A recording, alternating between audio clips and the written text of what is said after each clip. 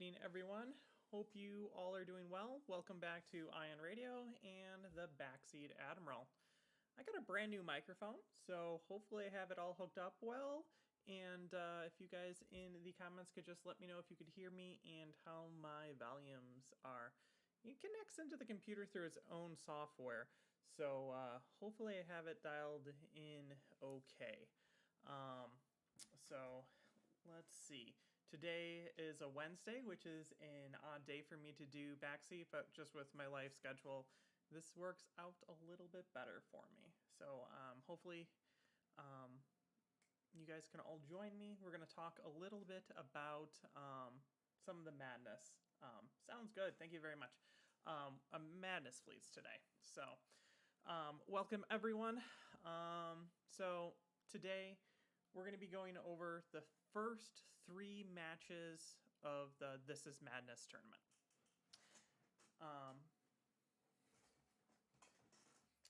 So we'll do that. So Jacob, so this is a better sound level for you then? I'm just looking at our comments and making sure that the volume's at the proper place. Audio is a little bit low. Do everyone concur? Because I think I can turn it up. Let's check that out. Let's turn that one to there.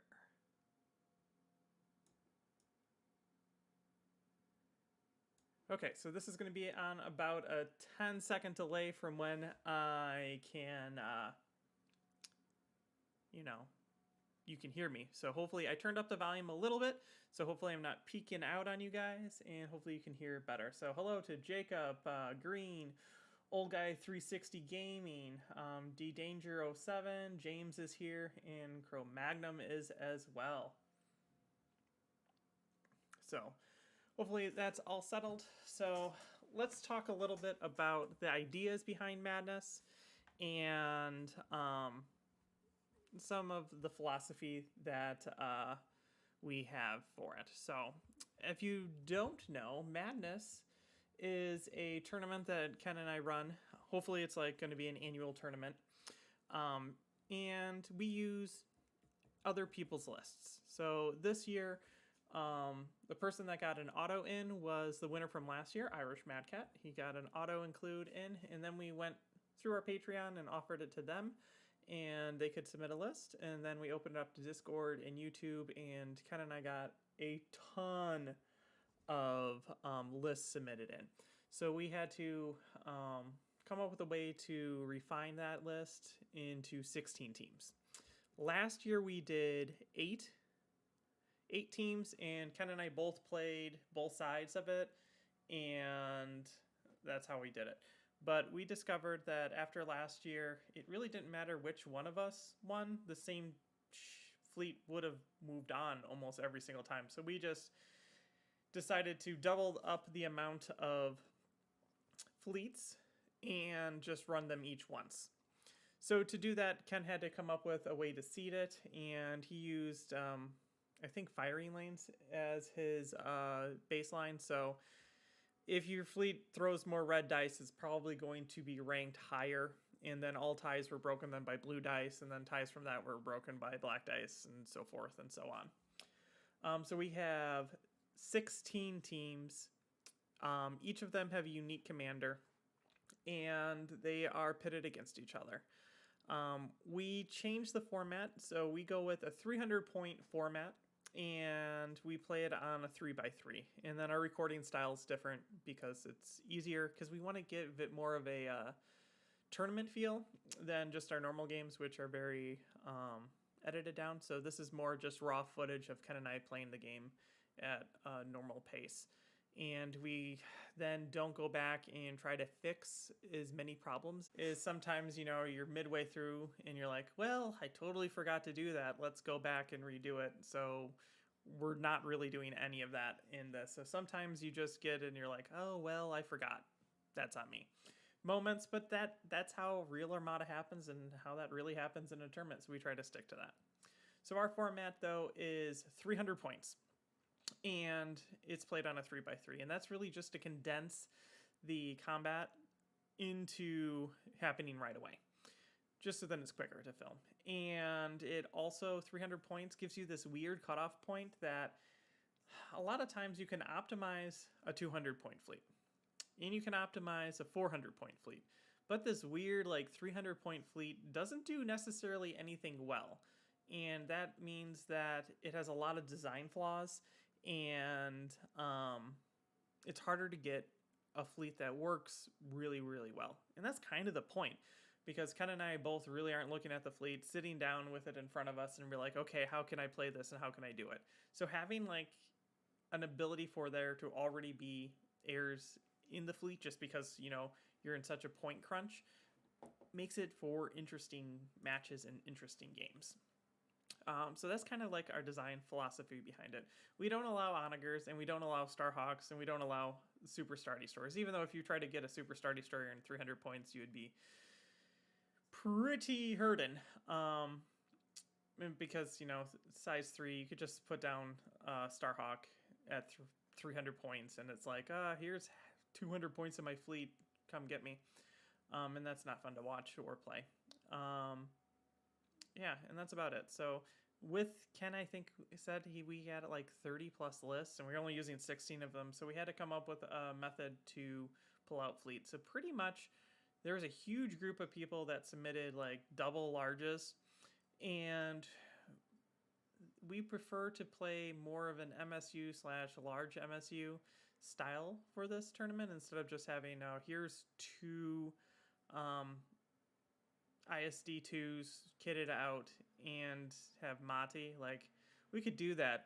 That's not going to be playing nicely with a lot of the other fleets that we have, though. So Ken decided to pull those aside, and he's going to be doing robot on robot action to get those fleets in as well. So that's a side project Ken has taken on. So now let's start taking a look at the 3 matches that we've come across so far. I don't really have pictures because we didn't take pictures in between each round like I normally do for Backseat. So what I'm going to do is I'm going to talk about the fleets. And again, like I said, like we designed it with this 300 points so that nothing can be really perfect. So I'm not going to be super critical on what needs to be changed because it is what it is. But I will talk through my idea on how the fleet gets played. And I think that's what Madness is really good for, is to see multiple different styles of fleets with multiple different commanders quickly played against another fleet, and you have different ideas and different things that suddenly come together. So let's take a look at the bracket real fast. Okay, so here is the bracket, and we're just starting up on the top here, and we're just moving our way down the bracket. So the first match was TF 1726 versus Piet. The second match was Tag versus Ozil, and the third match was Sato versus Tarkin. Obviously, big spoilers. I'm going to talk about who wins these fleet matchups and things like that. So if you haven't, you can stick around if you don't mind getting spoiled, but I highly recommend you going and checking it out. So then, like this week, this Friday, so that's in 2 days. I don't know what day it is anymore. We'll be having Dodana versus Luminara, and then we'll be flipping over to the other side of the bracket, and we'll be going down that over the couple weeks. So the first list we're going to be looking at is TF 1726, who was brought to us by Camilla Savrone. So let me find that and pull it up. Okay, here we go. So this is a CIS list, and as you can see, because it was done by like red dice for seeding, this is like a strong list. Like all of the ships have red dice, so it's going to score pretty high on that. So the flagship is a Recusant class light destroyer, and it has TF 1726. And for those of you that don't know, if your opponent's ships have raid on it, TF once per activation can add in up to 2 additional black dice. So if you can get raid on a ship, you can throw a lot of extra dice, and it's not range restricted, so you can just be chucking black dice at long range, which is pretty awesome. But the ability to put raid on is like medium range, or they have the special, they chose your objective, which should be surprise attack. It has Ordnance Expert, so you can re-roll those black dice. It has Assault Proton Torpedo, so you could be launching those through people's shields at long range, which would be amazing. And I actually really like this touch. It's swivel mount batteries. And there are more useful turbo laser cards, but this allows this ship to throw an additional black dice at long range without needing TF. And so that makes this ship like function by itself without needing to use the commander for it to function. And I really like that ability. And as I talk about some of these fleets, because they're suboptimal, because they're at 300, and a lot of these fleets are like, here's a 400 point list and I trimmed it down to 300, or you have like a really not effective 200 list and I brought it up to 300, because it's that point breaking point that's not very good. Most of these fleets, while they have a commander because they need one, can function perfectly fine without that commander, which is good because then you're just doing your normal thing, and then I get a bonus every now and then when those ships have raid, and that's how I feel about this ship. And then you have Patriot's Fist. So if some amazing reason the person had 2 raids on them, and you're using Swivel, and you're using Patriot's Fist, and you had a Confire, this is what it looks like. 4 reds, base. Then you're going to Swivel mount battery in, a black dice. And then you can Concentrate Fire in, a black dice. And then you can TF in 2 black dice. Now you're up to 4 black dice and 4 red dice. And then you Patriot's Fist in 2 additional blue dice. That's amazing. That's like 10 dice out of the front of this. It's just amazing if you could ever pull it off.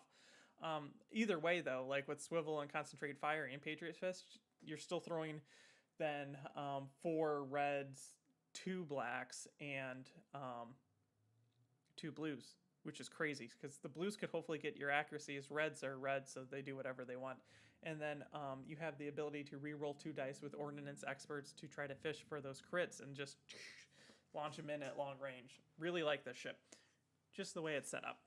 It's also not super, super expensive when you really look at it, because the light cruiser's 25 points plus everything on it probably comes to about like 130, less than 130. That's like the cost of like a Star Destroyer without any upgrades. So it's like 120 points. So it's a good chunk of your 300 point list, but let's be honest, most of the time if you have a large list and 300 points and it dies, you lose. So like it doesn't really matter. But it's not super, super expensive for how many dice that you can throw. Okay, so then the next ships. This is the Hard Cell class battle refit. There's 2 of them, and they're just equipped with B2 rocket troopers. And this is so then you can get the raid onto them, and it's medium range. What has me hesitant about both of these ships is there's no red rerolls, and you know me and red dice. We have a very much I love to hate them, and they love to hate me. So these ships, they're just throwing what they're throwing, and then hopefully TF in the raid allows them to add additional black dice. So if you have them like flying in front of the Patriot's Fist, because they need to be at medium range to use them, you could have them throw the raid on it, and then you get additional black dice. Then you can Concentrate Fire in additional black dice. So you got like 3 red dice, whatever they come up with, plus a black, and then plus possibly another black or 2 blacks, depending on TF. So they're fun. Hard cells are pretty resilient, and they don't actually cost that much. So this ship is only 59 points. So if you lose one, like if you're thinking about trading in this game of 300, it's not super bad to trade. Then you have the last ship, and it's a hard cell transport with CommsNet, and I see this as just really a ship to give its tokens to the Patriot's Fist, just to keep it token fed. Like, do you need a Confire token? Do you need an engineering token? Do you need a navigate? Like, it gives you the ability to power that, and then even obstructed, it's still 1 red out the front, and then hopefully they're rated, and then you can throw more in there. So like if they're rated and you have a Concentrate Fire and you're obstructed because you're trying to stay back, it's 1 red. And then you can add 2 more dice in because of TF, and then you can concentrate in another black dice. So like you can get to 4 dice easily with this ship, even obstructed. So it's all pretty good. There is one major weakness to this, and it is squadrons. There is no squadrons. If the other fleet has deployments. You're only at 4 deployments, so you're going to be pretty much all on the table very quickly. Your ships, here, I went past it. Right here, these hard cells have blue-black, which is pretty good for anti-fighter. And then if you're not raiding with the B2, you can add an additional dice in that's already in your pool, black dice, or unless you need to try to hunt for that, and then you can concentrate fire. So each of these could flak a single fighter with a concentrate fire and the B2 for 4 dice, which is pretty good. So if you can keep them together, you can make it like a kill box with flak, so you got to think about that. Then let's talk about this fleet's objectives, and this is where I would say this fleet needs help. When I sat down to play this game, I looked at it, I'm like, nah, this is a mistake. Superior positions, there's no fighters, there's hard cells are speed 3, but they're not really that maneuverable speed 3. Anything like, you know, an MC30 or a CR90 or a CR70, like, they don't move around all that well. Like, how are you supposed to get this behind things to use this? So I reached out to Rome, and he's like, well, technically I don't own that set yet, so I don't use cards that I don't have. I'm like, oh, it needs Solar Corona. So we left it in as written. To me, I'm like, it needs Solar Corona. This fleet would be so much better with Solar Corona because superior positions is a huge, huge, huge liability for this fleet because you don't have any fighters and you have nothing to protect the rear of the ship at all. So it's gonna be dicey. Spoiler, this fleet won, so it's moving on. So it's gonna have to be very careful with how it flies the next fleet. So that's really it for that. So this fleet, I see it as you have technically 3 different sets of deployment movements that you do. Your 2 battle refits should kind of stick together, and they should fly forward together so they can both put the raid on the same thing, because you want that efficiency of being able to Patriot's Fist something at long range and get as many dice as possible. Hopefully that ship's already activated, because then it can't do anything, and then Patriot Fist can just smash it. Then you have your Patriot Fist, which should be off to one side so that you can like flank in to a fleet from either side. And then your last hard cell, the one with CompsNet, just hides out in the back, hopefully behind your 2 other hard cells. And even if you ram, it's fine, because it's just there to support and then lob a dice here and there. So that's how I picture this fleet's run. The hard cells are just there to basically be sacrificial lambs as the Patriot Fist tries to murder everything. It's the main hitter. And then if you put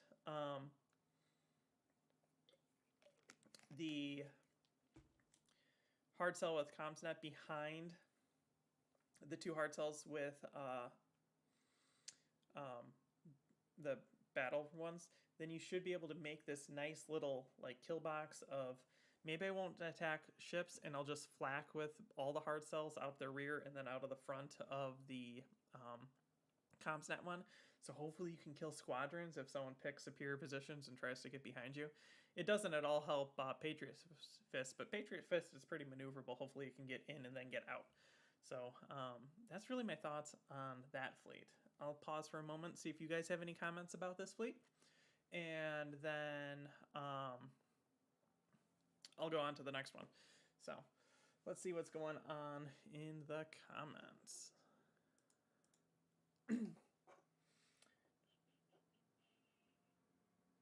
Okay, glad the volume's working better. Hey, what's up, Skull? Glad you were able to join us. Have you already played all the games for this tournament? Yes, James, we have all the games done. Usually Ken and I, before you see anything in a season / in anything we produce, we've already had it all done. We kind of like to know how things end before we air it. So I'm going to be very careful as I go through this to not give any spoilers. So take everything I say with a grain of salt. Jacob, my 400-point version of this fleet has LTTs on the hard cells. I figured that's like the go-to upgrade. It's just like I said, like when you have to slim it down to 300, things work really well at 400, and then slim down to 300 makes it very difficult, which gives everyone a really hard choice to decide what they're going to do with it. And that's kind of what we wanted. Maybe I'll have Carillion comps like for next time. Yeah, hopefully you do. We'll see how that all plays out. Yeah, superior positions. I mean, honestly, like before Carillion Conflict came out, I would run a fleet like this with superior positions because, I mean, honestly, a lot of the original blue objectives are terrible. I actually still think blue are the worst objective set there is for cards. Like, a lot of them are like pick up tokens and fly around and pick up more tokens than the other player, and a lot of my fleets aren't made to do that. So blue, it's, if you ever notice, it's like one of three things. Maybe Doom Station, but that's like when I'm playing an interdictor fleet. And then it's superior positions if I have fighters, and it's Solar Corona when I don't. So those are my three blue cards. I don't even know what the other ones are. Are there other blue objectives? You may never know. Okay, so let's start getting this back to where I need to be. Okay, so TF plays Piet, which is the 16th seed. So let's go ahead and take a look at the 16th seed. So for me, as soon as I see this fleet, I'm like, oh, interdictor, check, awesome. A bunch of TIE interceptors, check, amazing. And Ken gets to play it first, so if I win this match, I don't get to play it, which was really, really disappointing. That was one of the benefits of last year having less fleets in it, and then being able to play both the fleets, is I could play every single fleet, but it's not always the case.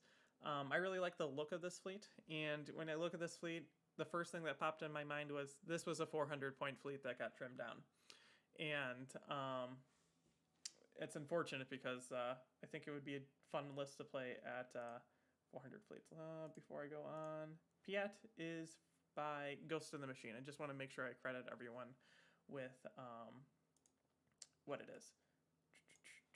So, flagship, interdictor suppression refit with Admiral Piet, Minister Tua, auxiliary shield team, reserve hangar deck, gravity shift reroute, G7X grav well projectors, SW7 ion batteries, interdictor, and reactive gunnery. So let's talk first about the two, I forget what they're called, like specialty, experimental, or whatever. So grav shift reroute is before enemies deploy, you can put a token down, and if the ship's, you can move them around. So any of the obstacles around them, you can shift around up to distance 2 from where they are. So that's cool, especially on a 3x3 mat. You can pretty much move something completely across the table at that. The other card is G7X grav well projector, which is you drop that token down and you get a nullify zone of you can't be around this, and if you deploy near it, you're at speed 0. Which is good, again, because like it's only 3x3, so that's almost like half the entire deployment that you can cut off then.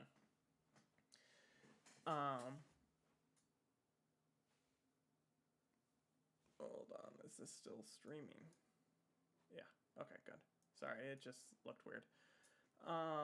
Sometimes YouTube makes it look like I'm not streaming anymore. Okay, so those are the experimental. Both cool. Both are tokens at the beginning of the game, and then they're pretty much done. So what does Piet do for this list? If you have a token, you can use Piet, and it's as if you did it as a dial. And that's fun. Especially when you really only have one main ship, like it just superpowers that ship. So if you could feed it tokens, you can do then 2 commands with it every single turn. And that's where it differs a lot from something like Thrawn, who gives everyone in the fleet a dial, but it's not as versatile, and you also have to have it set beforehand. I actually like Piet, and spoilers, in the next season you'll see me fly a list that I've been tinkering with for a while with Piet. That is a lot of fun. So now let's get into other like loops that this ship has that are cool. So because of Minister Tua, you can bring a defense retrofit. And he brought reactive gunnery. Reactive gunnery is the, when you exhaust this card, you can spend a ready defense token to resolve the salvo effect. You know, I think I just blah blah blah over this card all the time. It has to be a ready defense token. I may have messed that up a lot. Oh well. I'm going to have to look into that because I don't know if Ken and I usually do that. I think it's just spend a token. Ugh. It's always good when you read your cards. I know how to play Armada. Anywho, so what you can do with this then is you can be attacked, you can reactive gunnery, and when you do that, spend your contain, because as long as you have shields, you're good.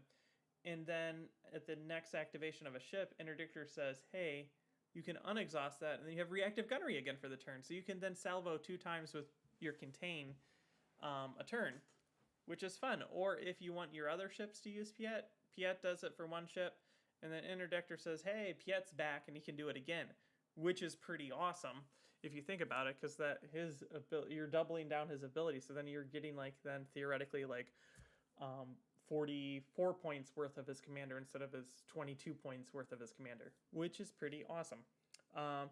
SW7 ion batteries works well also with the reactive gunnery, because you have a red and 2 blue dice out the back. So those blue dice, if you're in range for that salvo, are just automatically damage. Like, you just roll the dice, and maybe it's a crit, otherwise it's an accuracy and a hit.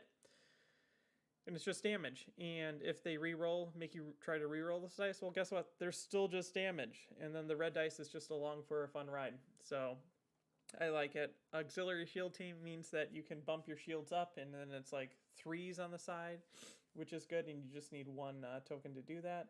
And reserve hangar just helps your fighter screen. It's a cool ship. It's built, I mean, it's fun. The problem is it's the only combat ship that there is. So let's now move on to the next ship. And that's a Gazanti. It has parts resupply, it has reserved hangar deck, and it has suppressor. Parts resupply works pretty well because you can just pass the token over to the interdictor, and then Piet says, hey, it's a full command, which is awesome. And then the Gazanti just flies around and does whatever it wants, which is probably squadron, because you have squadrons. And then suppressor, if you get near it, it does suppressor things. And then you have reserve hangar deck, so if you run into a fighter list, your fighters don't die. Next ship, it is just a Gazanti, and it just has reserved hangar deck. Personally, I don't like taking any sort of Gazanti or transport without filling it with some sort of fleet slot, but again, shave down fleet. So I would have maybe switched out reserve hangar deck just to bring Comsnet, because I like to throw those cards and tokens around more. Now let's go into fighters. This is my bread and butter, like what I use for my Sloan build, so I really like it. So Dengar does Dengar things, pass outs, counter. Howl Runner triggers off of that as well. Swarm ships get an extra blue dice. And then you have TIE Interceptors. In addition to the TIE Interceptors, you also have Sienna, who gets obstructed and is a TIE Interceptor. So with all these around, all of their attacks are boosted up to 5, like for the TIE Interceptors, 5 blue dice if they're near Howl Runner. And all of their Swarm near Howl Runner and Dengar is then boosted up to 4, which when you're looking at a lower point game, like, that's brutal, especially because you're probably not going to see a bunch of aces in this tournament. Because of 300 points, you're going to probably cut your aces and just keep some generic squadrons. Just if you go with squadrons, you want to be able to command enough to do something. And that's where aces become, like, maybe it's too expensive, but with this list, it's like, I'll just kill all your aces, like, right away with all of these TIE Interceptors. And then this fleet has the ability to bring 3 of them back, so that's like the entire TIE Interceptor wing you can bring back. It's just kind of insane. Sadly, if you look at all of the lists, like, there's not a lot of squadron heavy lists, so this is kind of doesn't work. But that's like one of the things that is meta. Like, some areas they don't play fighters at all, which I think is insane because I'm a fighter player. And then some metas are like all fighters. So sometimes you just bring something to a tournament and it doesn't work out. Like normally I come to kill a certain archetype of fleet that's common. So like when two ship was around, like I was ready to rumble with two ship, and then I run into nothing but slicers and Radis. Cool. Well, I'm not prepared to fight that. Or when there is like when the Super Star Destroyer came out, I'm like, I'll kill Super Star Destroyers for all day because I thought people were gonna buy it and then bring it. And then I just ran into Rebels, and I'm like, I'm not made to fight, max YT 2400 fleets. Like, I don't even have flak. Like, this is going to be really, or fighters. Like, they just ate all my ships. I'm like, is the game over yet? Is it turn 6 yet? Fighter firepower. So it might do better against something with fighter firepower because none of these squadrons are really taken into effect for that grading system, even though this fleet has a significant fighter force, and like they can come back from the dead, which is pretty awesome. So that's that fleet. Let's talk about the objectives. Surprise attack, cool, I like it. Contested outpost, cool, like it too. Doom station, also good. So all of these, so surprise attack means that you can put someone somewhere and then you can just move all the obstacles in front of them, which is fun. Contested outpost, you can pull the outpost into you with your ability, and they can be at speed 0 on the other side of the board, and it's going to be very difficult for them to get to you. And then Doom Station, you got a giant speed 0 slow you down bump in the middle that you can then throw into the opponent's deployment zone, which is so much fun when you can do that. And then you can pull the outpost toward you. This is what's awesome about the defense retrofits. Like, and then you can just pull it toward you, and then you can sit on the outpost as it slowly goes to the board, and you earn points as your opponent tries to get to you. I think this fleet would be amazingly fun because it's my playstyle. I love interdictors to play at 400 points. It loses a lot. I believe I'm talking with the designer on Discord. It actually, I believe, had an additional interdictor originally. And then, with Piet, the idea was you could just use the interdictor title and Piet to double up both the commands on both of them, which is pretty ingenious. And I might just have to build a fleet eventually for that, because I think that would be a lot of fun to use him that way. Because I never thought about using him that way, but it's pretty cool. And then you have two things to hold you to the board. The problem with this fleet against specifically the TF fleet is the TF fleet's really, really good at killing like one big ship, because it could just ignore all the fighters. Like 50% chance of hitting it with the fighters, like the ships. Like if you could kill it, the interdictor fast enough, the fighters don't matter. The Gazantes don't matter either. So if you can get the hard cells in range to do the attack on it, then you can raid it, and then you just shoot it. And like I was talking about, like you could get up to like 10 dice with Patriot's Fist. So that's rough, especially if Patriot's Fist is like first player, because then it 10 dices you, and then it moves again, and then it 10 dices you again. And interdictors, even with getting like tokens and commands to heal up, can't heal that much damage, especially with a hard cell just chipping at it, gaining extra dice as well. This is a really, really, really hard matchup for it. I believe Ken chose to be first player, and then he got to pick my objectives, which, surprise, surprise, he chose not surprise attack or contested outpost, but he went with superior positions because he has all those fighters, and then he can gain tokens off the rear of shots. So I'm like, I really have to sprint as fast as I can across this board to try to kill off that interdictor, and it did melt to all the firepower. So that's really it for that fleet. This is where making those hard decisions to how to get to 300 points is just part of the way the tournament runs. And then like you never know your meta. Like the players that submitted fleets are all across the world, so there's like they build fleets based off of what their meta is around them and who they play with. And then when you put that into something that you're taking all those lists and putting them together, you could get matchups that don't necessarily work well, which is just like what a tournament is. Because like this would annihilate anything with fighters, like hardcore annihilate it. Especially when you look at how many points people would spend into fighters. Like this is a really mean anti-fighter list, but it didn't run against anything with fighters, and that's just the luck of the draw. So that's that. We'll be moving on to the next fleet in a moment. I'm going to check in on the chat, and if you have any questions or comments about this fleet or that matchup, go ahead and drop it down there.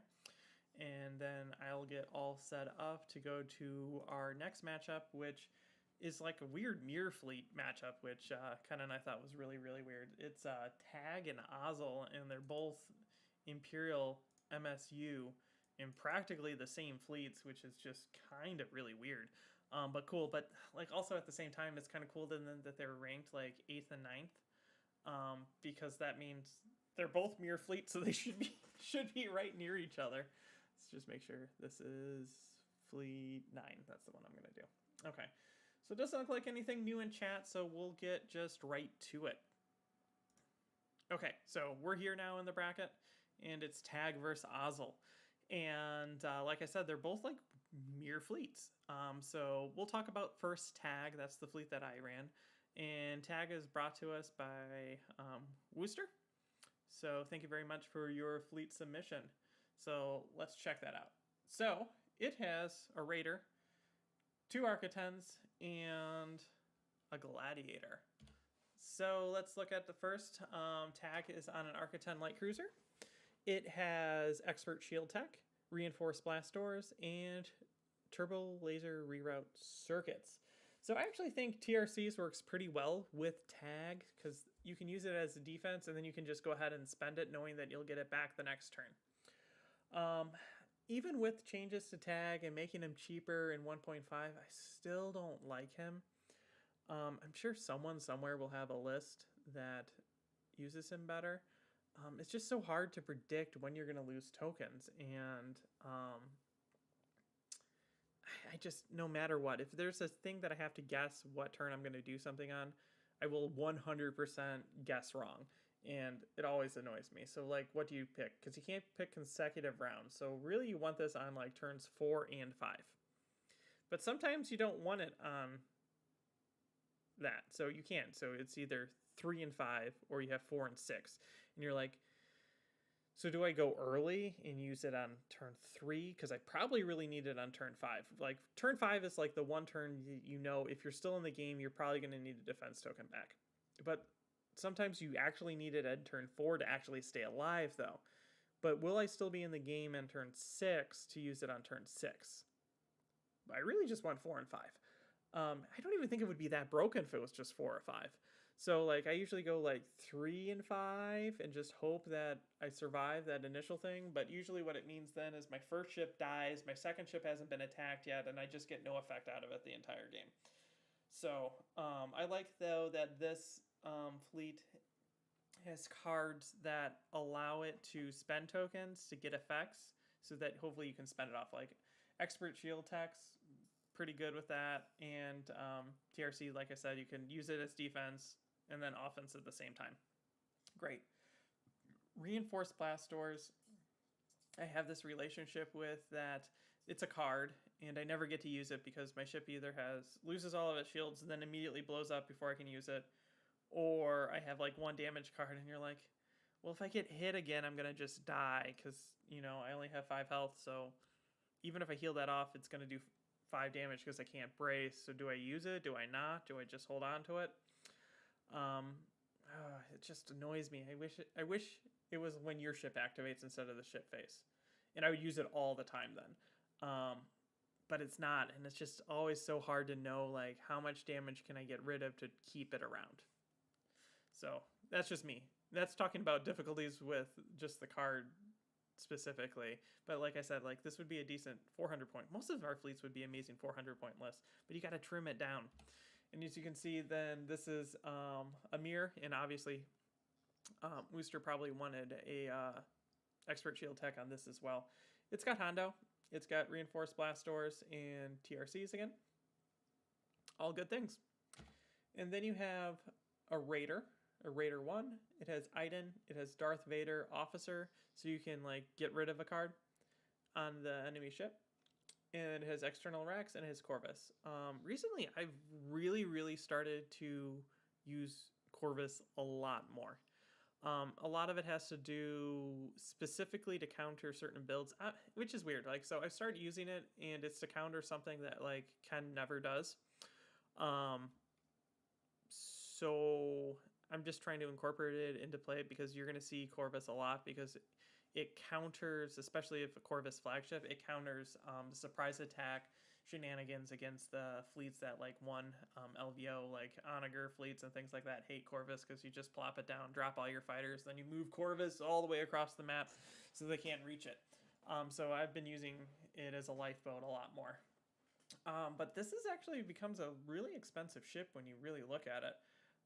It becomes 10, 15 points of upgrades on 44-point chassis. So you're looking at nearly 70 points for this ship in a 300-point game, which starts getting pricey. I really like, though, Iden on Corvettes because it has both those evades and close range. Like, it dies so fast to fighters. It's not even funny because it has no redirect. So it's just like 2 shields, 4 hull, dead. You could kill it out with fighters in 1 turn. But with Iden on it, it just cancels the dice at close range and short or distance 1. So that's amazing. So it's good. It's just an expensive ship. Last ship, Gladiator 1, cool. Admiral Ozil, cool. Ordnance Experts and external racks, and then Demolisher. I actually like external racks here because a lot of times I feel that my demo doesn't get to do like any of the other black critical effect cards because of the new evade rules and the point defense ion cannons. Like, I might be able to roll 1 single double, and then with Ordnance Experts only being able to re-roll 2. So my first initial roll of black dice, nothing. Then a reroll and I might get 1, and then it gets re-rolled by some sort of defense, or it gets canceled out. So I have like a lot of trouble now using black dice. So just adding just pure black dice damage, I think, is more beneficial. And Demolisher's Demolisher, you cannot go wrong with it. So that's pretty much the fleet. It's 4 ships. Let's check out what the objectives for this fleet were. So Tag has Ion Storm, Rift Ambush, and Volatile Deposits. So I like all of those. I actually really haven't played Rift Ambush now that I'm thinking about it. So that would have been cool, but I don't have to choose it because I played this fleet. So I believe Ken chose Ion Storm, which wasn't really an objective that either of us had played very much before. I think it would be more difficult to play on a bigger table, but on a 3x3, it gives the opponent, they just have to basically move across the table because you just want to try to hug all of them on your side of the board, and they pretty much stretch all the way across 3x3 table. And then Volatile Deposits, I like that objective. Add that to the blue list of cards that I like. And I don't think you're going to choose it on this fleet because there's a lot of like fast ships that can just sit there until you come at me. And then the Architens can just like flank you and turn it into crits. And you can also do that with Ion Storm. Turn the dice into crits so that you can trigger these special effects. So I think those objectives are pretty sound. So I like it. I'm not good at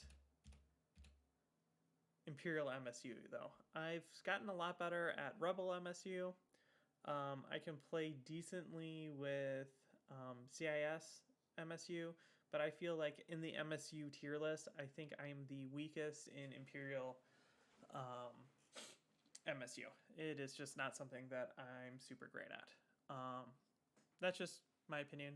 Like, what's also cool about Madness is that playing it, you can see your own weaknesses very quickly. Because when you're handed like a suboptimal list and you're like, I have no clue what I'm supposed to be doing with this, and then have to figure it out, that's great because then it makes your brain think, I need to figure this out and I need to do it while I'm going. And then that just makes you a better player.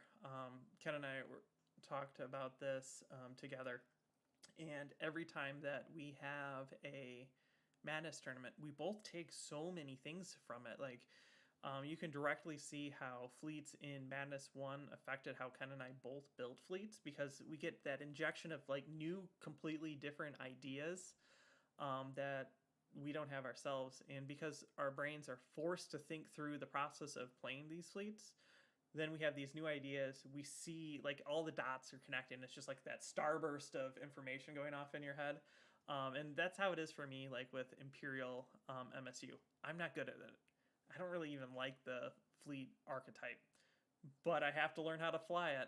And if I have to learn how to fly it, I'm going to have to make all those connections and become a better player with it. So I'm going to jump to the comments, and then I'm going to pull up what I have for the next fleet, which is almost the same fleet. And you'll notice a lot of similarities, which is kind of funny. So let me see if there's any comments on that. Let's see, it is 8. Okay, let's see. Jacob says, I have the exact same experience with Reinforced Black Doors. I tried running it with Hard Cell Swarm, but never got to use it. I agree. I don't know if I do this in the next season or if it was just something that Ken and I talked about. But I keep always going back. I'm like, Reinforced Blast Doors on hard cells. It should be so good. It should be so good. Because I leave all of Ken's hard cells on like 1 health at the end of every single turn. And it's so frustrating for me. I'm like, man, if I had Reinforced Blast Doors, this would be amazing. And then I try it and it's just like straight dead. I'm like, oh, okay. I guess I won't use it. Or I have crits, which is always annoying because it has to be face down. And I'm like, okay, so I have 3 crits. And I've reinforced, and they're all the type of cards that are kept face up, so I'm out of luck.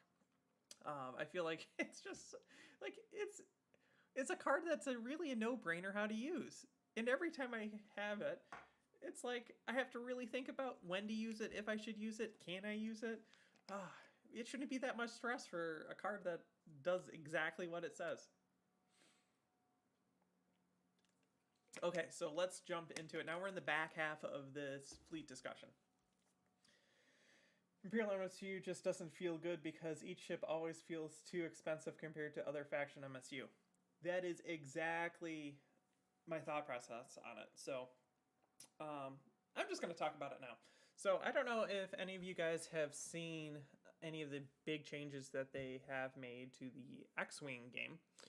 And knowing that AMG is clearly in charge of all the Star Wars, so X-Wing, Legion, Armada. So I feel that if you look at that, you can see the changes that will come down the road eventually to all the games. And what X-Wing did, again, I don't play X-Wing. I just look at it from like a game mechanic aspect because I like rules. What X-Wing did is, they used to be 200-point games. So basically you fill out as many fighters as you physically can get into the game, because more fighters you get in, the more hull, the more shields, the more attack, the more defense dice you have. So mathematically, more naked fighters, the better. And then whatever you have extra points for, you maybe put an upgrade on a fighter or two if you need it. Before, you would leave those off and you would get a bid, so then your aces could move last, attack first, which is a huge advantage in the game. But they changed that. So the bids didn't matter anymore because it would be randomly decided on the start of each turn.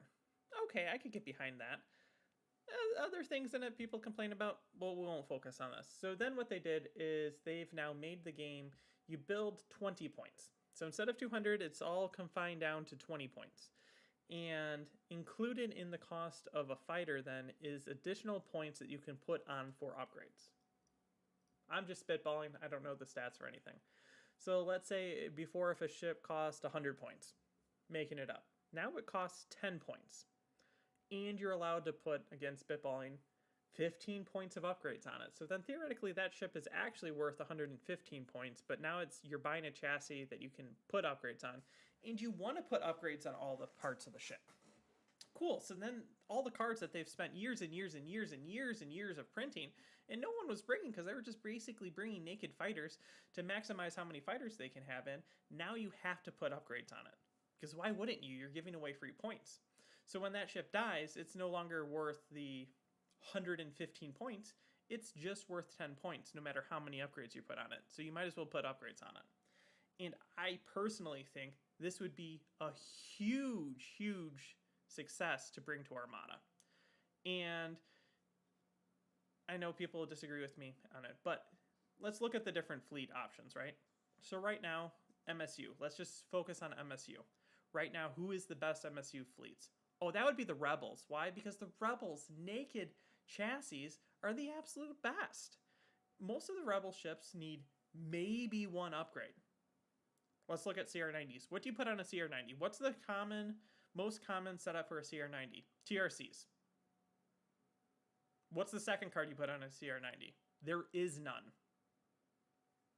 Jaina's Light. That's a title. Oh, wait.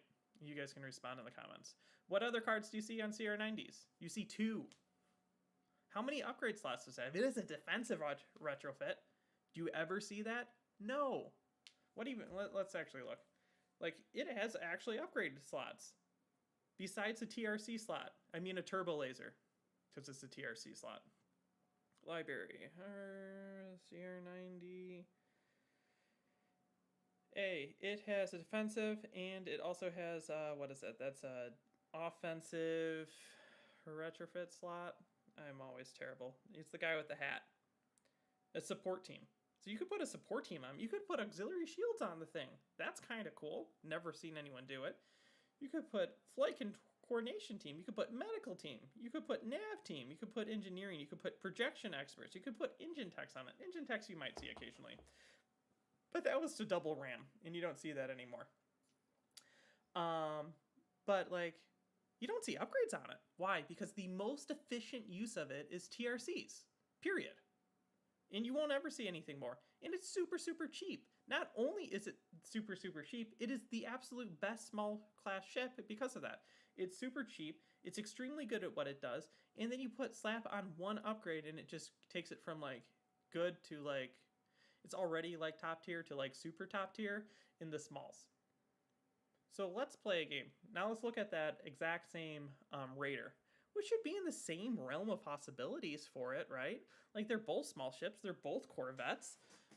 They have slightly different uses, but for that to even get into the realm of possibility of being used, you need to slap like 20 freaking points of upgrades to the darn thing to make it okay-ish. And then you're looking at like a 70-point ship, which is the same cost as other ships that have medium-based ships. Like that's a medium-based ship and it's small. And like I said, you sneeze on it and it explodes.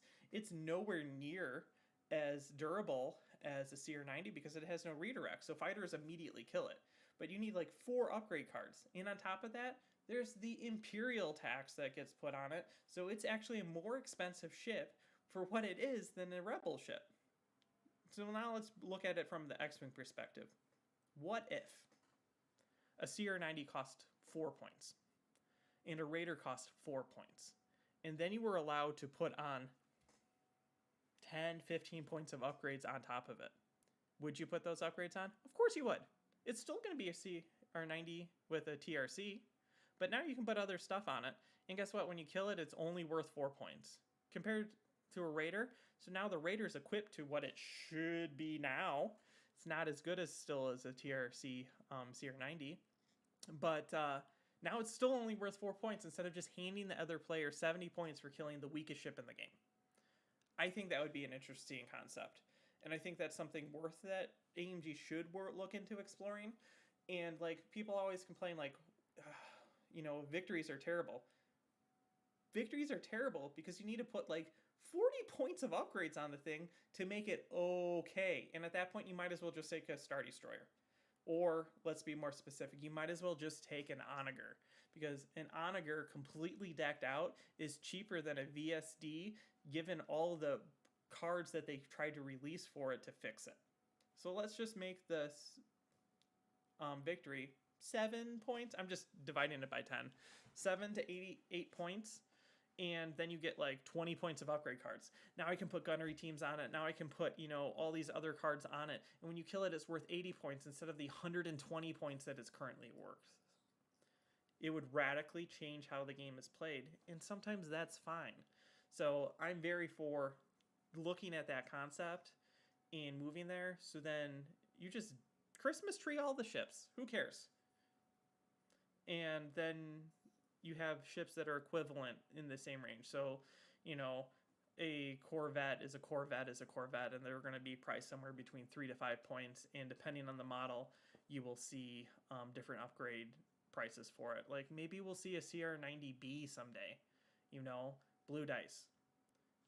Maybe, the CR90 just gets 7 points of upgrades. So you can't even bring Jaina's Light on it. So then we'll start seeing, another ship with Jaina's Light. But the CR90B, because it's technically B, so shouldn't that mean that it's further along in the development of ships? I think that's how, the Enterprise, it goes from Enterprise A, B, C, D. I think that's how it should work. So maybe the CR90B gets more upgrade cards points allotment, so you can really deck it out compared to the CR90A. There's a lot of fine balancing that you can do there to make all the ships actually viable. Because right now, if you change the price of an upgrade card to make it better for one ship, it actually gets better for all the ships, and that's kind of hard to balance in the grand scheme of things now that we have 4 factions. But if you balance each ship, and then you could balance inside the ship how many upgrade points are allowed to be put on it, I think you're moving into a possibility field. So I'm going to go now look at the comments, because I'm sure I riled some of you up on that. But that's how I honestly feel about it. Okay. Not as bad as I thought. That's not bad. Engine tech isn't a thing anymore with the change to RAM. Yep, agreed. 100% agreed. And then engine tech was nasty before the 1.5. Yes, I have seen engine techs on there. So we've seen engine techs, which was the third card that I mentioned, for a ship with 2 types. So you see CR90s on nearly 100% of them. Honestly, if you bring a CR90 A without CR90 without TRCs, I'm like, so first game? Or unless you have something very, very specific you're trying to do. And then you see Jaina's Light because, red dice with it can't possibly be obstructed is amazing when it just becomes a double. And then you see maybe engine techs on it. But that's about it. I will now go back to talking about fleets and how I think the X-Wing variation of it would really help Armada. Even when you look at the rarely used ships, just being able to tack on free points this ship can be upgraded with would work out. Right now, people say that the ISD struggles in the meta. It does, because there's something called a Onager testbed, which is way undercosted. But if an ISD was 12 points and an Onager was 9 points, and the Onager only could put 10 points of cards on it, and it's super expensive, and then you can't put as many upgrades on it, maybe that will work. And then an ISD, you're like, here's 30 points of upgrades. Cool, I will deck it out. It might be better then. But, I haven't actually calculated how much I normally build ships to be. But, part of me is I really wish that they go to that system. And I might be the only person that wants that. But I think it might work. It might work really, really well. I don't know how fighters would play into it. Do you get 3 interceptors or 2 interceptors and 2 TIE fighters for 1 point, and then an ace is worth 1 point, maybe 2? That I can see being a little bit more tricky, but they could figure it out. We'll work with it. You can't be any more crazy than right now, which we've had to nerf fighters a couple times, and we only have 4 aces, so maybe you could only still buy 4 aces, but then you can change the parameters of how fighters are bought. They could work it out, I'm telling you. So, okay. Done with that rant. Let's go back to fleets. We're talking about Ozil. Ozil here is number 8, and it's brought by iScout26. And I do think it's funny, because both these fleets are practically the same thing. So let's look at this fleet. It's got gladiators and it's got an Arc-10, but it has these fighters, which is where the main difference here is. So, Gladiator 1. It has Admiral Ozil, which I think Admiral Ozil is the best MSU commander for the Imperial, because it allows your ships to do something that's not navigate. And then you could also navigate, and then you can go from like 0 to 3, 4 down to 2. Like, it gives you a lot of options, especially when you have a token. You're like 0, 3. Cool. Admiral Ozil is really good at this. Iden Versio, I already talked about her with the Raider. She's really good. The Gladiator then can survive close range shots and is trying to get at close range, so that pairs well with it as well. Ordnance experts, it's kind of a given. And then this is the variation compared to the other fleet. This one has APTs versus the other fleet that had X-Racks. And like I said, like, it's sometimes difficult to get black criticals off because of all the reroll abilities on the defensive side that will just reroll your doubles. So you need like multiple doubles and multiple doubles sometimes, depending on what the other ship is equipped with. Then we have another Gladiator, and it is now the Demolisher. So this is what I kind of like seeing when you're looking at like a tournament build at 300 points. You diversify your fleet so that they're all worth roughly the same amount of points. So you don't have one like super expensive ship that if they kill that, they just win. So the other Gladiator has the Commander, so you don't really want to fly him in on demo and get him blown up. So you have another one that's demo, and you can fly him in like a missile and blow up. Ordnance experts, Assault, Proton Torpedoes, and Demolisher. Cool, classic build. Then you have Architens Light Cruiser with Captain Nina, which gives you an additional evade for the contain. And then you have Turbo Laser Reroute Circuits. Cool. Works perfect. I like it. Like Tag's fleet didn't need Nina because, you know, you have Tag to theoretically get you tokens back. You have dual evades so that you can use one on defense and then use one offensively. It balances itself out. And then it has fighters. And not only does it have fighters, it has rogues. And not only does it have rogues, it has a bunch of double bomber blue dice rogues, which are crazy good.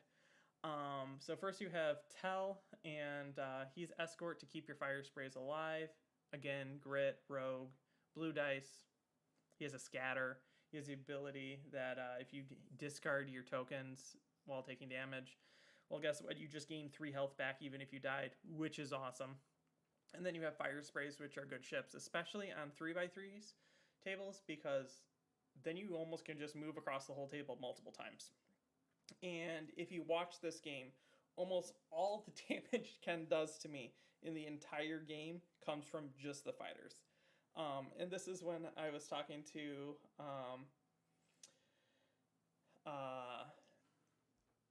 I don't know where I was going with this.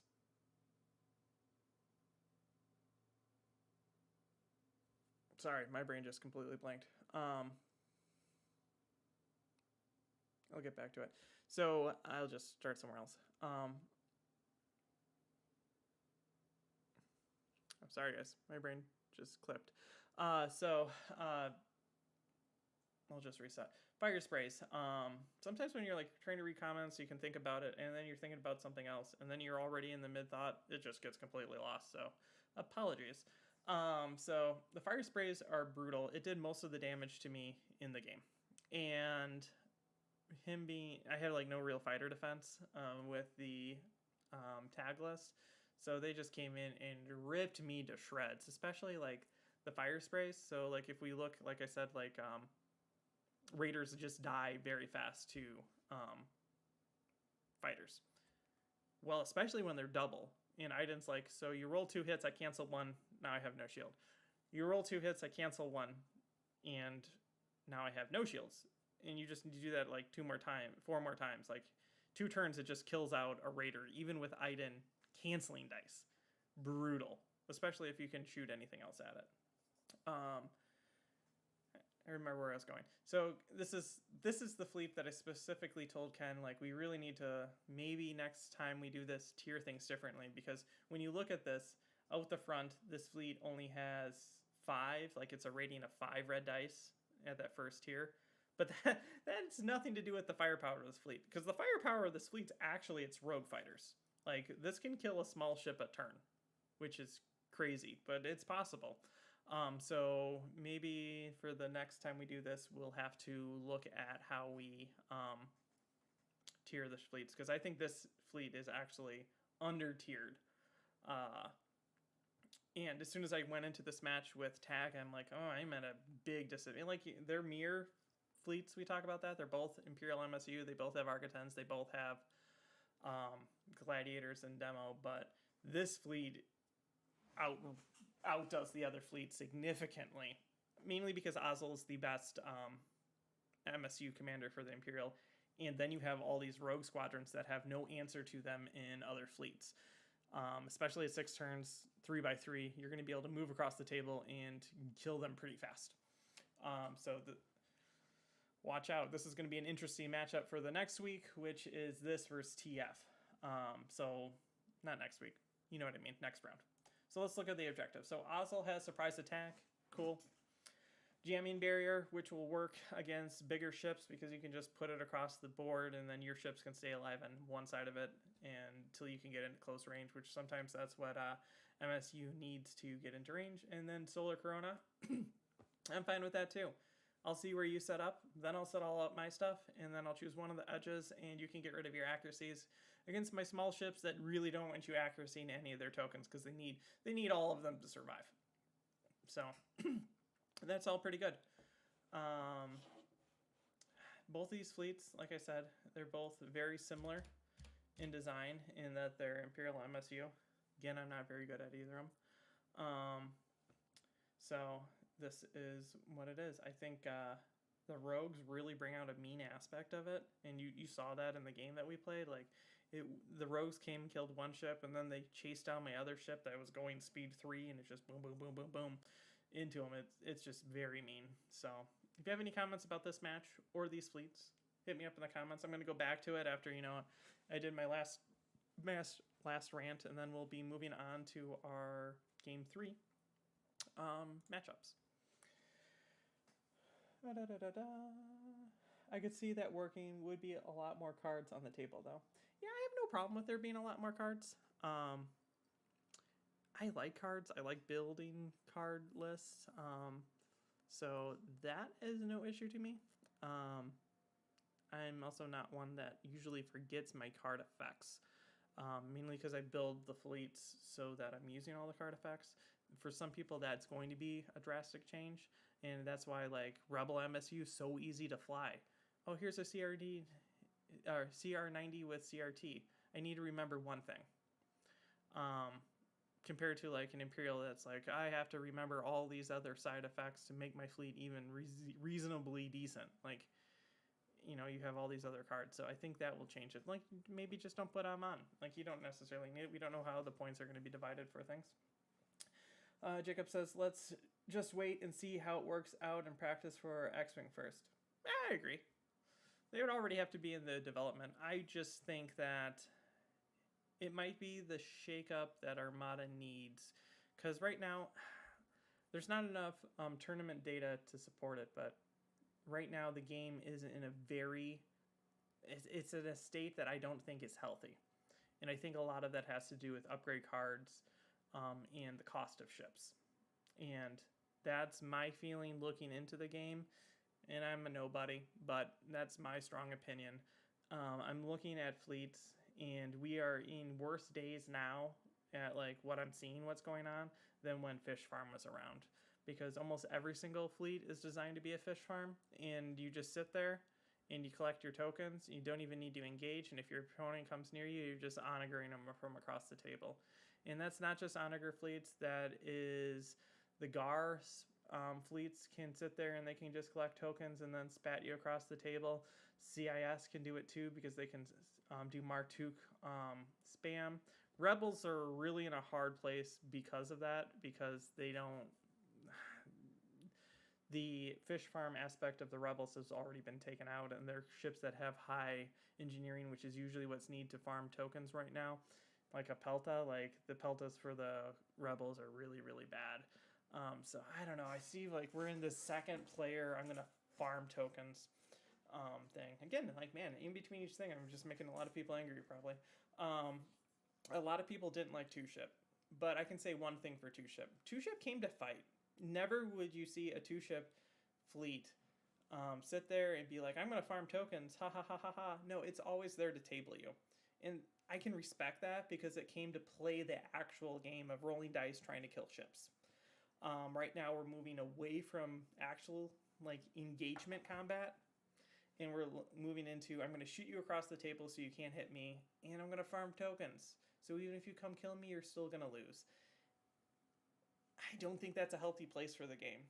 I play a lot of games of Armada, but looking at tournament scene right now, I don't think it's going to be in a healthy spot. We're going to see how things shake out in Adepticon and then a lot of the other tournaments over the summer, and we'll get a better idea by fall, but I'm already predicting we're not going to be in a healthy spot.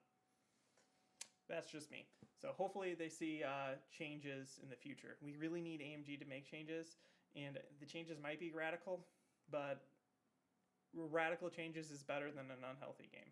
So Armada's still decently healthy, but I'm just foreseeing in the future what it's looking like. And like when I went to the local tournament, I didn't play anyone because I would never choose an objective that just let the other player farm tokens on me, because that's not it. But a lot of times you're not going to have a choice. Like I'll intentionally choose surprise attack even though it screws me over, instead of letting someone farm 400 tokens on me. And it's just not exactly the spot that I want to see. You see very, very few fleets now wanting to go first. The bid is for second, which is a radical change to how things have been in the past. So I'm going to look at the comments and see how much fire I stirred up again. Maybe this is what's fun about Backseat. Here's a fleet I'll talk about a bit and then rile up the crowd. Magnum, I agree, we need change, but I don't know if we could do the upgrade card route. I would like to have a full rebalance of ships, upgrades, and squadrons. Upgrade point. I would like to see that tried first. Would like to see some more live events first. Yeah, that's what I'm saying. We're going to go into fall, but I'm already predicting that. If you turned into our new podcast, Command Stack, I talked about that near the end of it as well.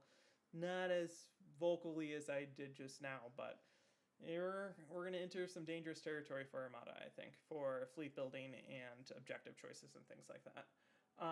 So the problem with doing an upgrade point rebalance, and looking at this from a developer side, if you're looking ahead at a point rebalance across the board, right? So right now we have relative balance with points. And this is why I can see them moving toward the X-Wing thing instead of doing a across the board rebalance. If you're going to dedicate development time to do a system, right? Right now they would have to develop time to go through then every single card, every single ship, and every single squadron to rebalance it to what the game currently is. That's going to take a lot of development time, a lot of playtester time, and a lot of time to develop. They've already started to develop things in other game systems that have completely changed them to the way that they like to do it, which if you look at Marvel, and now X-Wing, that's the way that this game company wants to do it. Their designers know that system, not necessarily the system Armada is set up in right now, or the system X-Wing was set up in. So from a development point, if you're going to spend as much time in either side of it, like do a complete rebalance, which is going to take X amount of months and X amount of time and X amount of developers, or flipping to a completely new system, which is going to take the same X amount of time, X amount of developers, X amount of playtesting, like either way, it's going to take the same amount and it's two different paths. If the first path doesn't work for just point rebalancing, they're going to have to do the second path, which is going to definitively delay them getting to where them as a game company want to be. If you look at their other games, they already want to be on that X-Wing path. So if they do a rebalance of Armada, I highly think it's not going to be a points rebalance, and it's going to be a full shift into something else. Mainly because that's what that development team and that company has done in the past, and they will continue to do in the future. So if they're going to spend X amount of time redoing something, it's not going to be for a system that does not match what the internal dynamics of that full development team has. Again, that's my opinion. That has nothing to do with facts, or I can pull someone to prove that, but that's my opinion on how that all functions. So let's see how that riles people up. I think past tokens have really diminished the value of going first, not just objectives. I would agree with that. But past tokens need to be there. Otherwise, you run in... So pass tokens need to exist due to the fact that GR75s are so undercosted. Like 18 points is cheaper than most even squadrons. Like even like generic squadrons are cheaper. And it's an activation. So you don't want to push the game again. Like I said, like before, like the Rebel MSU has always been a thing and always has been good because of you able to be pushing out, here's 7 to 8 activations, and I don't need to put any upgrade cards on my ships, and they're going to function far better than any of your ships on the other side, even with upgrades. Super not healthy. Pass tokens need to be there to counter that so that larger ships have a place in the game. Because if you don't have that, then you're going to get first lasted by multiple things every single turn, and it's, again, unhealthy. Like, it shifted that paradigm. And going first doesn't matter as much, which means going second means that I'm going to farm you. Well, guess what? That doesn't really work. That's a really boring game when we just sit across from each other and collect tokens. It's not really your armada. It's not fighting ships. So, that's just me. So in the end, as long as they keep the spirit of the game and they do the rebalance right, that's all I want. Yeah, I know. Hopefully they do. But that's even if they touch the game.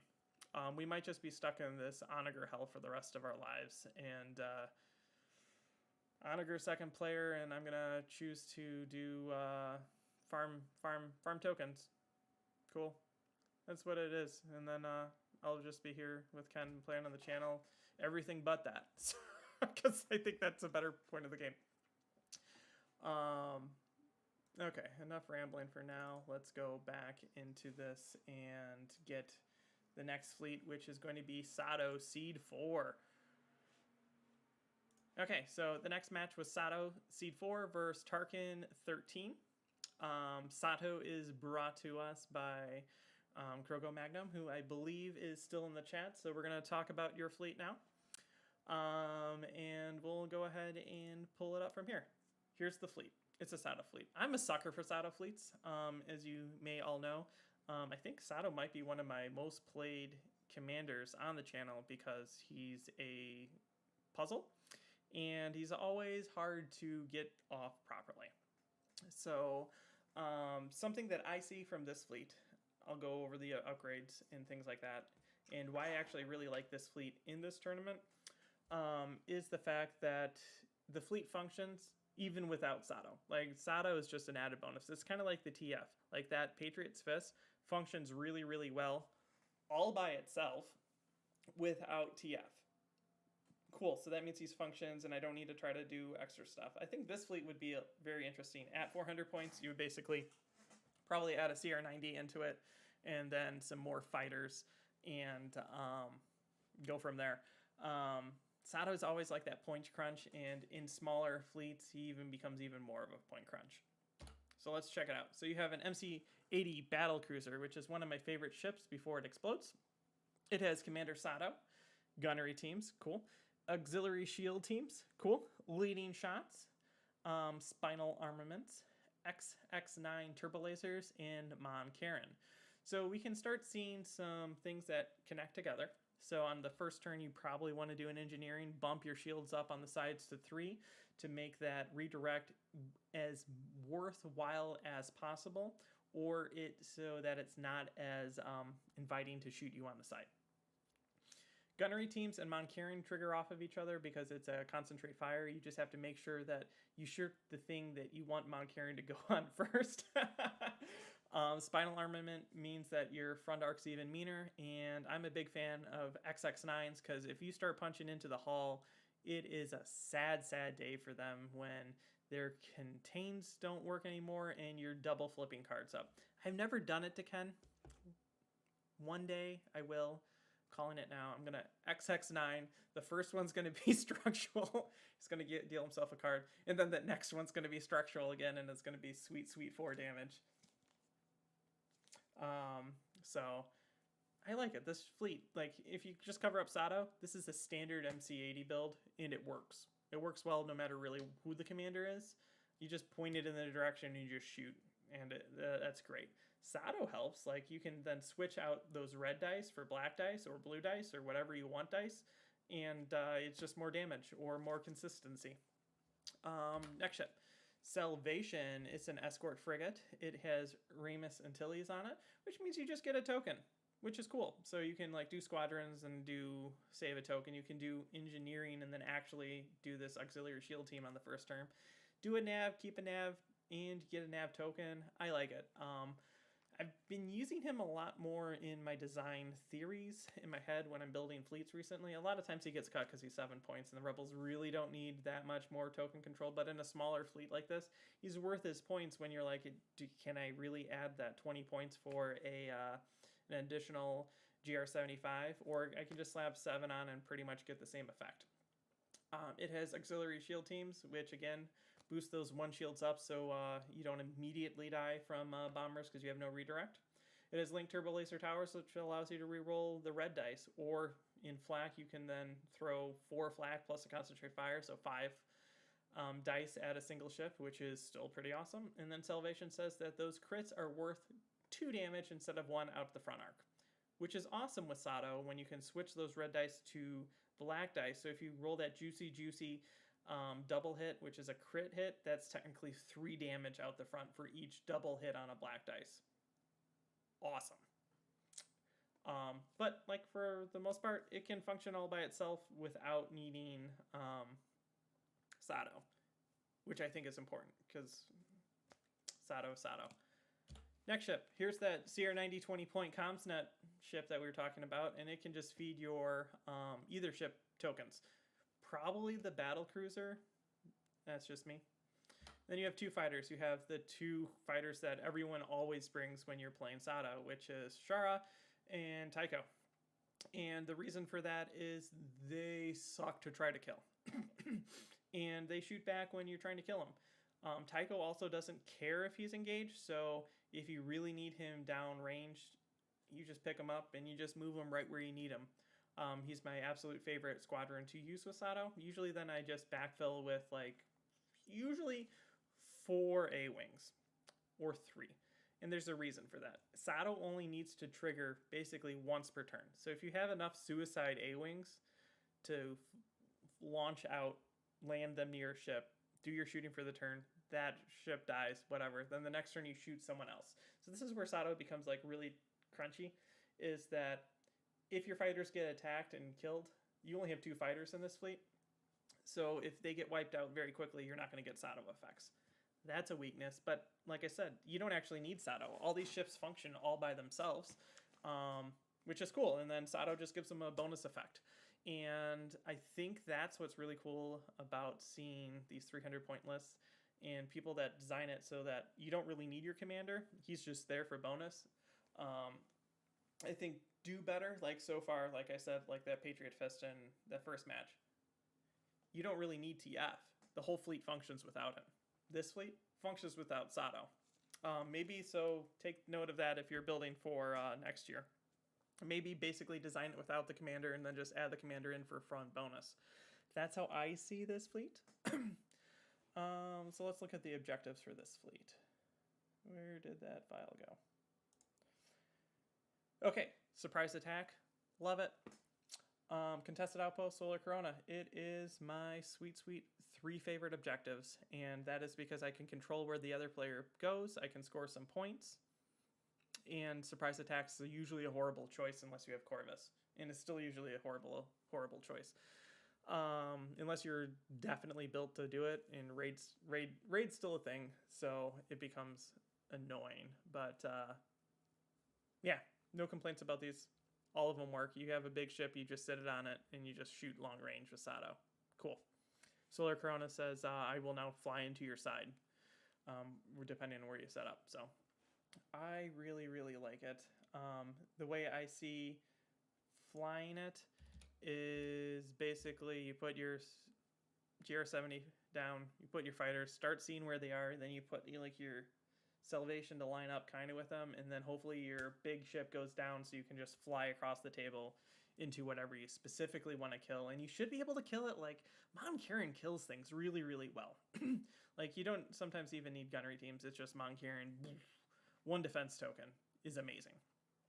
So I really like this fleet, but I like all fighter fleets. So If you have any comments about your fleet or how you think it needs to be flown, put it in the comments. I'm going to look through the comments and talk about that for a bit. So let's see. I don't know who this Cro-Magnon guy is, but he's definitely got the best fleet I've ever seen. Yeah, I would agree. This is a pretty good fleet. I enjoyed it. And I really like Sato. I really wish Sato was better. Like every time. So when I went to the local tournament recently, the first match the guy I played had Sato, and I'm like, oh, I love Sato. Like, I have to beat you, but I love your Sato. And he had a bunch of Y-Wings, and I tried if you go back, you can watch it. Me explaining it, but like suicide all my fighters in before I took down his fighters, and then like took 4 turns or something insane to kill one Y-Wing that just sat on me. Giving him Sato power for it's like 2 Nebs Bs, like one of them was just a Neb B and the other one was a Salvation, and I'm like, oh, this is bad. And he's just like shooting black dice into my Quasar at long range. I'm like, this Y-Wing needs to die. Why won't this Y-Wing die? I blanked out twice against it. I'm like, oh, this is really, really, really unfortunate. So I hope he had a good time because he got lots of Sato dice in that game, which is always the dream. Okay. Sato's just fun to play even though he's not good. I agree, man. So, spoiler for Season 4. Ken and I have already started filming it because, that's our next step. So, in the past, you've seen me play Sato. You've seen me recently go through a stage of Blue Dice Sato, which I used, I think, 2 of the battle cruisers for. And then I played like a super brawly, like, want to get in your face just so I have, like, 10 black dice with MC75s and Y-Wing or B-Wing fleet. So that's like a blackish Sato. Blackish dice Sato. So the Season 4, you're going to see me again take on Sato.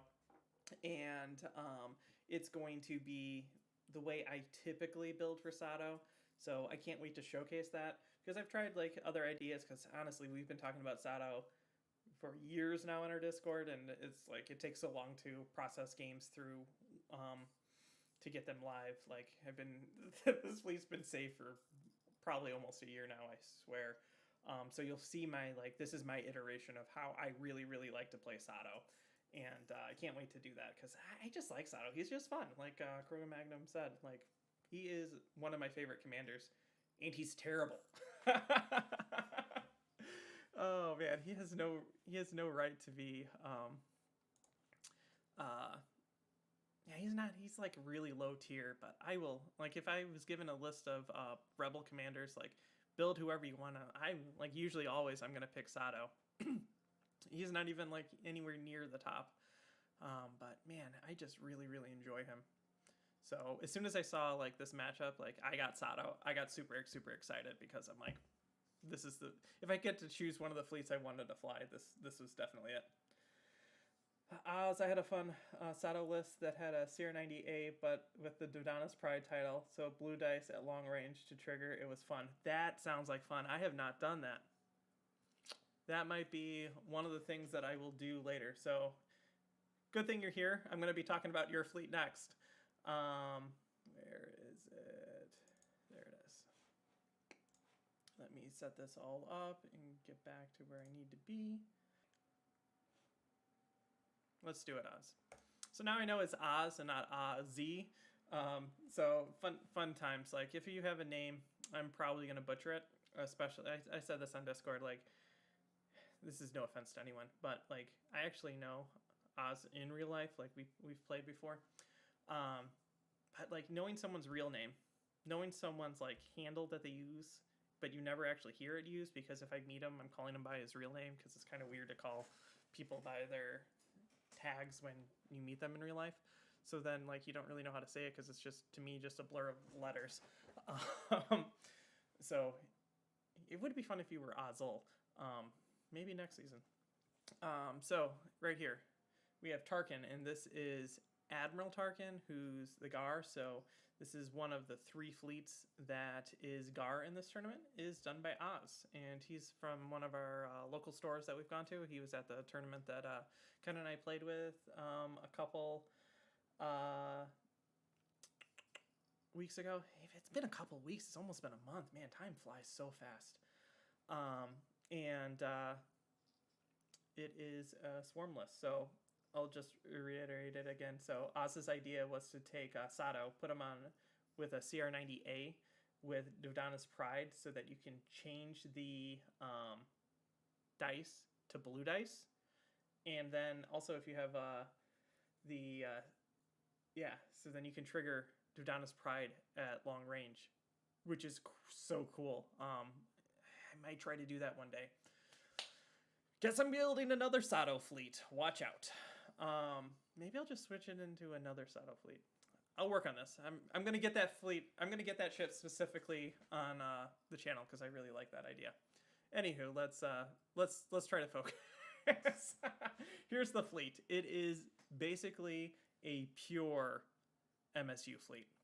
It is 5 CR90s, and 2 Jedi Starfighters, which will this fleet just looks cool.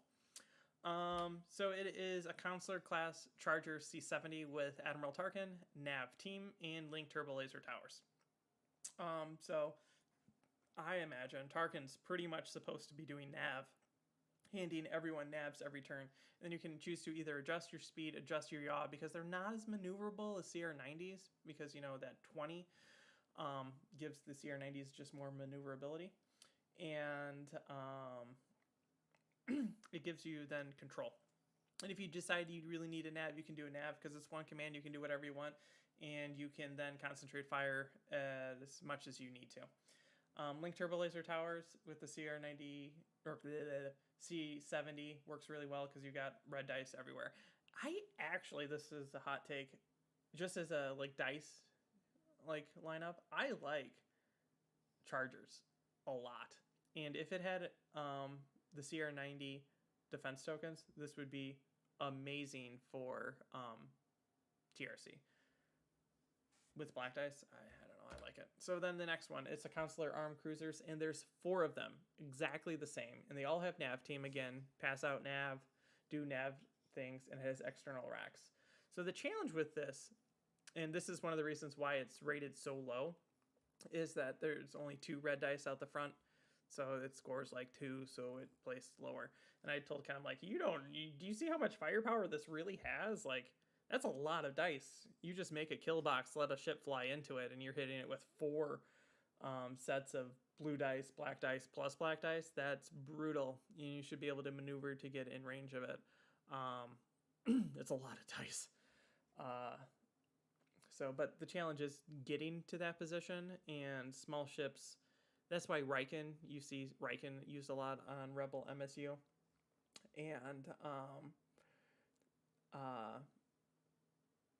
just so that ship can guarantee get there. Because, this is, again, the matchup. Going against a Mon Carin is brutal for this because all the Mon Carin needs to do is, roll decently dice. And even if you redirect, you're going to explode. Because if you get 8 damage, regardless of really defense token use, it's going to kill it. So it's pretty dangerous to try to fly it around to get into range. Last 2 things, you have 2 Delta 7s, which I really like them. I think they're a very strong generic fighter. You don't see them as much because a lot of times the Gar want to, or at least the way I play Gar, I'm Y-Wings are amazing. I'll just bring a handful of them, literally a handful. And then their aces are all their aces are very, very powerful. So a lot of times you're not in a position that you want to be spending 17 points on a Delta 7. So that's looking at the Gar as a whole. But if you look at the fighter just compared to other fighters, this thing's really, really, really good. It's got adept, it's got counter, it's got dodge. So it almost has a defense token built into it without needing a defense token against fighters, which is good. It's good. I like it. So that's the fleet. Let's look at the objectives. Opening salvo. That's dangerous. you want to see all your ships explode really fast, pick opening salvo, because he has 5 ships, so that's like 10 extra dice against you. Asteroid tactics, infested fields, so he can then control the obstacles. He can kill off fighters, which this fleet's weak against fighters, even though he has 2 fighters. But again, you never know what other fleets are going to bring.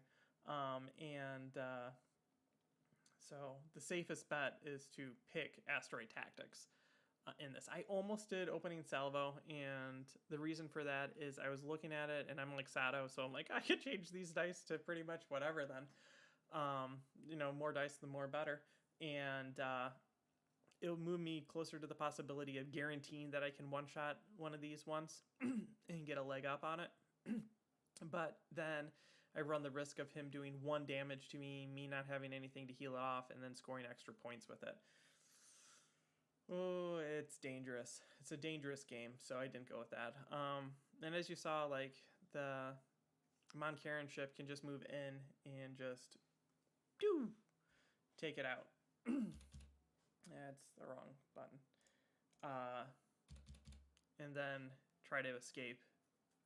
So that's into what happened with the game. It was unfortunate. I really would have liked to fly this fleet.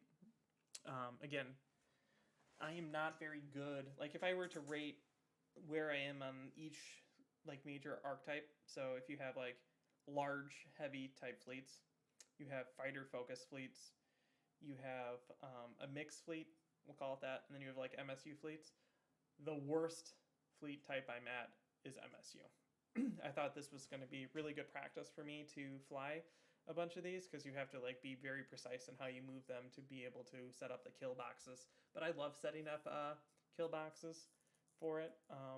That would have been cool to get off. So I like the fleet. Sorry I got knocked out turn 1. Like, both these fleets I would have really, really enjoyed playing, which every time Ken and I got done with the game and I'm like, I really wanted to play both fleets, he's like, well, we could do it again like last season. I'm like, yeah, but we don't have time for, like, I think it's something like 32 games. Like, if you really think about how many games that is, it's insane. This tournament's still, I think, 16 games, which is 15, 13, whatever. The number of games in this tournament is very, very high. And if we were to double that, it would have been way too much for us to try to film.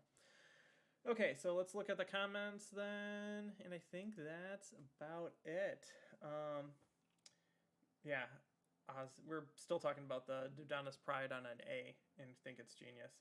Add enhanced armaments and you can double our Dudanis Pride. Oh, I like it. I kind of wish you were picking opening salvo with Sato and Salvation. I know, that's why I almost did. Like, just throwing that many dice out the front would have been amazing. But I thought the risk was too high. And as much, let's put it this way. If it wasn't like a tournament and I'm like playing your fleet and trying to progress it forward, or if it was just for fun, not saying that I don't have fun playing, but like if it was just for fun, sometimes I'll just take an objective just for fun. And if Ken and I were just playing outside of this, not recording, not doing anything, I would have 100% taken opening salvo, because I think it would have just been a ton of fun to just unload that dream dice pool of Mon Caron and Sato switching things with opening salvo. It would have been a blast until I got, him shooting back at me. But I don't know. I think it would have been a lot of fun, especially with Salvation. It's like handful of dice, add some dice, black dice, confire, reroll, boom, take like 30 points of damage. Would have been really, really cool. But I decided to go the safer route. So let's see. Let's go back to the tournament. Did I talk about? Yeah, I did. Okay, so here we are. So I should probably fill this in. I have a completed bracket, and I'm trying really, really carefully. I don't even have it on this computer just so I don't accidentally show people. So I'll need to go in, and for next time I'll have it filled in so then you guys can see this more. So TF is here.